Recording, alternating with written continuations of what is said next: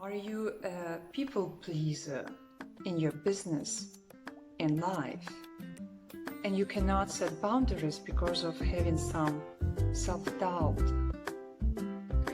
Well, people who are always available are not valued as much as people who set boundaries. Imagine a client calls you at midnight. Would you pick the phone? Would you take this phone call? Would you consult the client what to do and so on? Of course not. How about 10 p.m.? How about 8 p.m.? How about 6 p.m.? How about during dinner or lunch? Will you pick up the phone or not? That's a good question, because many entrepreneurs, when they start business, they are just available all the time, so to say. They don't set any boundaries, they don't show the limits at all. And actually the person who doesn't set boundaries and always available, so to say, does not really respect oneself, yeah? And if you don't have self-respect for yourself, people will not respect you. So it's very important from the beginning to set boundaries in your business and in your life, personal life as well. But before we dive into it, consider subscribing to this channel. Here we talk about business and self-development, and hit the notification bell so you will not miss new videos, as well as put this video a like if you will like it. So yeah, and now we start. When we talk about business, it's really good to set like working time. Yeah, your clients should know when you're available and when not. And it's not 8 hours per day. Yeah, it's just some period during the day when you're available for phone calls, for consulting, and so on. And yeah, this is like common sense, but very many people don't have any kind of working hours at all. Yeah, they just say, okay, I'm available. Yeah, and then they jump and start working, no matter if they had a family dinner or some other business, some other life going on. Business is there is not for the sake of the business, yeah? It's for your sake. It's for the sake of your family or people you want to support.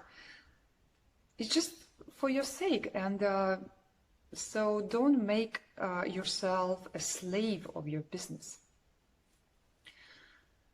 Decide which working hours you have and which hours you are available for your clients. If you haven't set boundaries from the beginning, it's never late to start doing that, yeah? And if you start doing it now, later, it may be that clients will not like it very much, yeah? That because they got used to a different style of working with you, but it doesn't matter. You can like slowly, step by step, show your boundaries, yeah. When you start working with the client, then you can set boundaries very clear from the beginning. But if you didn't do it before and now you have to do it, then do it slowly, and don't make some dramatic changes suddenly, yeah. Next point would be to switch off phone notifications. And nowadays, we have so much going on our phone, and it distracts us all the time. But you cannot work properly if you are all the time, like every 5 minutes you have to watch what's there. You have to look who sent what or who liked what. And most of those notifications are not really important anyway. Yeah. And as we mentioned before, you don't have to be available all the time. So when you are working on some projects, when you are really doing something, yeah, then switch the phone off, or at least the notifications. You don't need to know who liked your new post or something. You don't need it during your work. And yeah, and even consider switching the phone off for a while, because you're not available, you're busy. And at least the notifications. I know it's a hard decision, but it will help you to be productive. And you need to focus, you need to be not all over the place because people call you and want you to do something else, not what you are doing. I have a separate video on how to stay productive working from home. I'll put it in the description below, so consider having a look. So regarding answering your phone and taking the messages and writing back, it's good to do it in breaks. For example, if you work like 1 hour through and then you have a 10-minute break, then you can have a look, and if something is important and you have to answer now, then you do. Or you call back, yeah, while you are having a coffee or something, coffee break. Or I don't know what you prefer to drink. Anyway, lately I try not to drink much coffee because I'm not sure it's helping me. But anyway, everybody's different, and whatever is good for you and helps you to be productive could be good for you. So check your email once a day, yeah? So you decide when. I would take the time when you are not like not most of your productive time. If you are an early bird, then very often you would be more productive in the morning. Then it's good to use this time for some important projects, some difficult tasks to do. And then you can answer your mails like in the afternoon when you are not so focused, and answering mails usually doesn't require that much of your concentration. And if you are a person who is more productive in the afternoon, then you can take also your morning time for emails. It really depends on your kind of rhythm, yeah, your kind of productivity phases. So, but don't check your mail all the time and don't answer your mail the whole day, because then you end up just checking your mails the whole day and you will not complete any task.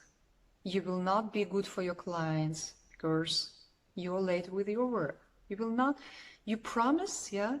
You write an email, you promise everything will be fine, and then you do the same with another client, and then at the end you promised everything, but you were only promising the whole day, yeah?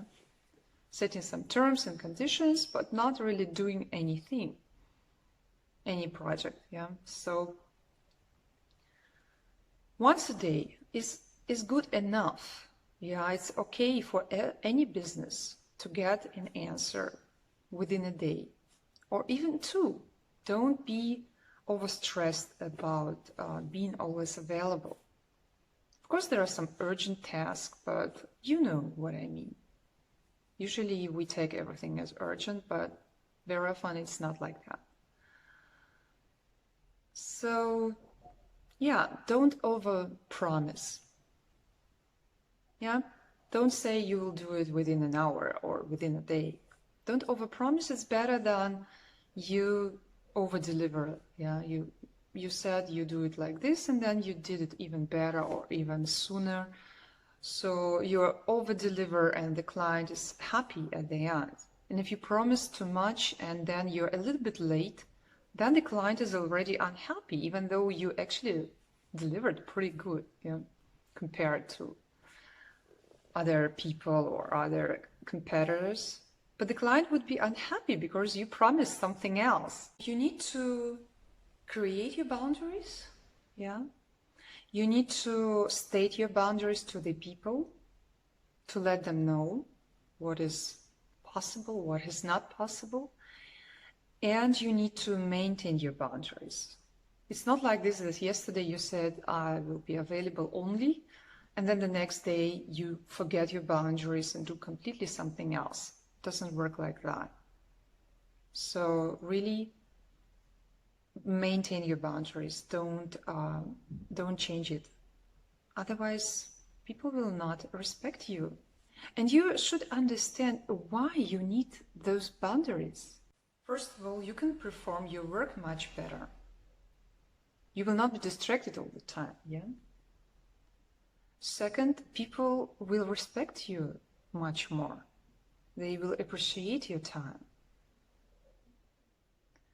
And third, you'll be like free, basically, yeah? You have your freedom, you can decide when and what, and not be a slave of somebody's immediate, wishes or spontaneous desires of your clients or people around you. So if you want to be free, you have to set boundaries, even if it sounds a little bit contradictory. You really need to learn to say no and to really mean that. It's very important to learn to say no. It's good for your well-being, it's good for your business, for everything. And setting boundaries with your clients, it's your responsibility. Clients will not do it for you. Because you do work for them, you should be the one setting boundaries. Don't wait that people will respect you. Respect yourself first. If you care for your client, of course it's nice, but if you overcare, then your client will not be able to learn something from you. Yeah? You should organize your work in the way that the client really learns something and can do things on one's own. It's like parenting you. You can feel like, oh, I just care a lot, but then you do only wrong. Yeah, you don't need to over care. Let your attachment go. Attachment to feeling important for your client or feeling important for everybody who needs you right away. Yeah, if you want to be useful for people, you need to make sure that your activity actually helps, because very often it's not like that. Yeah, we think we are helping. We need to check, do we really help? Because if we are always helping and the person cannot be without us, yeah, also in private life, then something is wrong here. The person should be independent. Yeah. So really consider if you're like overdoing something, over-caring, over-performing in a way. In personal life, it's very often that people think it's love. But just like with children, it's important to love, but it's also important to set boundaries. Otherwise, they never learn and they will always do something wrong. And the same you do with grown-up people, with yourself. You set boundaries for yourself, you set boundaries for others. You know what's okay to do and what's not okay to do. It's not okay to call me at midnight for business, yeah, or even for some emergencies can be like really emergencies, but otherwise, no. And you can always set your boundaries in a loving way, explaining why you do it, explaining that you want to fulfill the project in the best way and you need this time and space to work on it, yeah, in a quiet situation. You can understand that it's better for you, if it's better for them, so that, yeah, then people understand usually, actually, if you talk like that. And also don't book all your schedule up. Yeah, entrepreneurs are usually very busy people and they really have the whole day booked, but leave some space for yourself to do something spontaneously. Leave some freedom for yourself in life. Yeah? And if you don't set boundaries and you have problems because of that, then you are a part of the problem because you didn't set the boundaries. You could have solved this problem and you did not. So you cannot blame others that they are violating your boundaries because you never set them. If you have problems with boundaries, it's really good to, from time to time, to check why. Is it your people-pleasing attitude? Or is it that you don't want to have a difficult conversation, which you think should be difficult? Or is it something else? Is it some insecurities that you have? Really look at that, because there should be a reason why you behave like this.